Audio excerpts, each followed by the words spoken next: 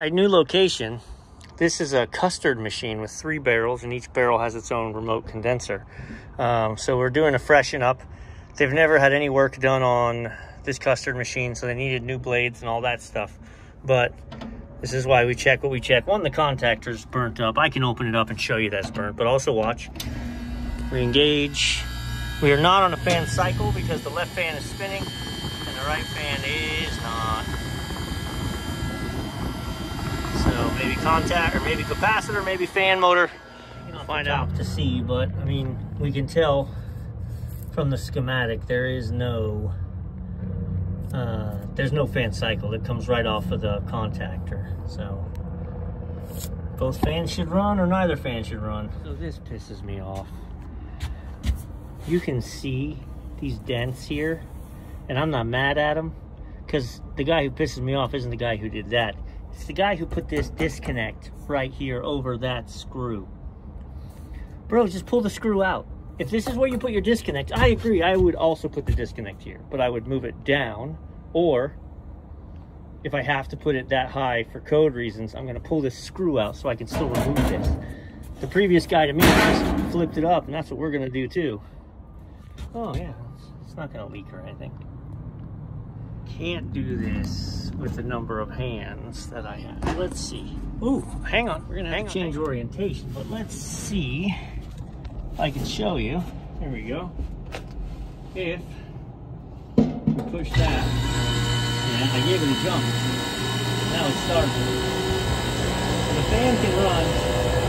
We're gonna need capacitors. I don't love the fan. Again, it was locked up a minute ago, like it wasn't doing anything when I pushed it. I jump started it and it started. So, at a minimum of capacitors, to be honest, I think it's going to push the fan. But is what it is for now. Nothing has service caps here. There's no service cap here.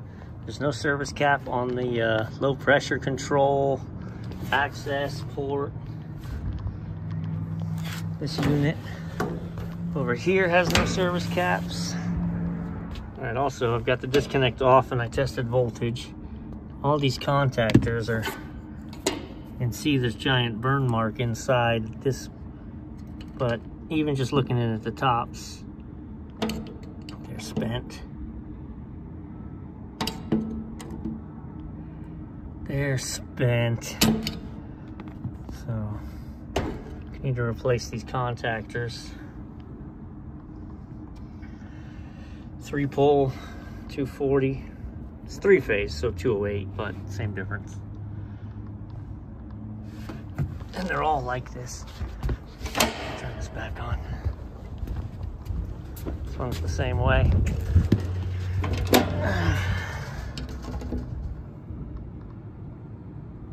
I'm gonna zoom in, hang on. I'm gonna do my best. Not get your car seasick here.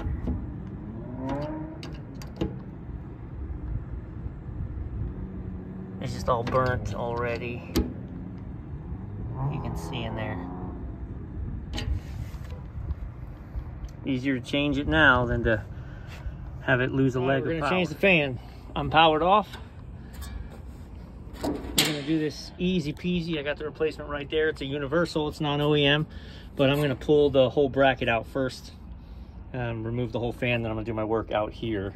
But I mean, it couldn't be any easier. It's just gonna be 2 wires. We're gonna have to make sure the wires are right, because that can be 120 or 240 and you have to know what you're dealing with. So this is a 208 system. All right, let's get at it. This is the way to do it, right? To put your 3/8 on a 90, because it is not fun to try and get to that one way down there. But now you can do it with an extension in your drill. I'm gonna go kind of peculiarly step by step for a friend of mine here. We're gonna loosen that bolt, which is gonna, in theory, release the squeezing of the motor. Then we're gonna loosen that Allen key, which is gonna let us remove the fan blade. All right, let's talk through this real quick. So I love these, and put it outdoors, put a little dab of dielectric grease inside. And now we don't have to worry about it rusting in there. This used to be confusing to me, right? 115 volts, no. 240 volts, yes. So, orange wire, line 2. So line 1, line 2 is what we have to hook up. So orange is going in there. Black and red is getting insulated together and just chilling. White is my line. And yellow is getting insulated. And then you have the separate yellow and orange with jumpers, which is rotation. So, we need orange and white going in yonder. Black and red together, yellow. Look at, I've already verified the rotation. I haven't done anything with this yet, but look at the difference between new fan, old fan, right? Let me just fire it. I'm just gonna bump it. Start and stop. That old fan is just done moving and the new one's still smooth. Oh. So if you've seen this yet, I'm not done. The nitty-gritty is when you go from an actual Fasco motor to a universal, sometimes it's a little bigger body. So this unit has a little bigger body than that unit. So my gap is more open, which means my arms moved. Listen to that. So, and I powered this off. So this is still beautifully centered once I put those 3 on, but I don't want to bend this up.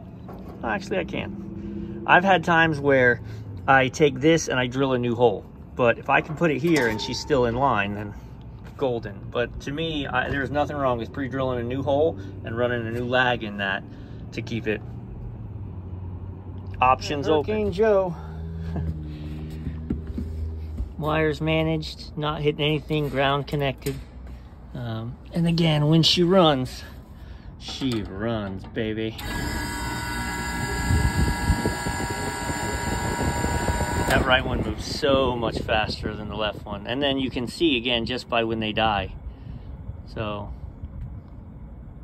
that's what a fresh new fan will do for you. All right, on top of that, we replaced the contactor. So 3-pole, 240 volt. Fired it on.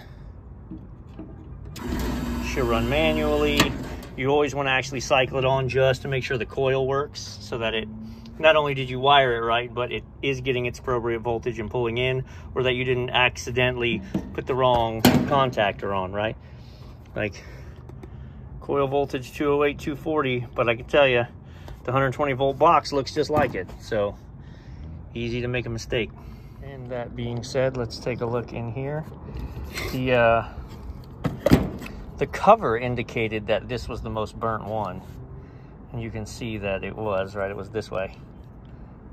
So those points are really burnt up on line 1.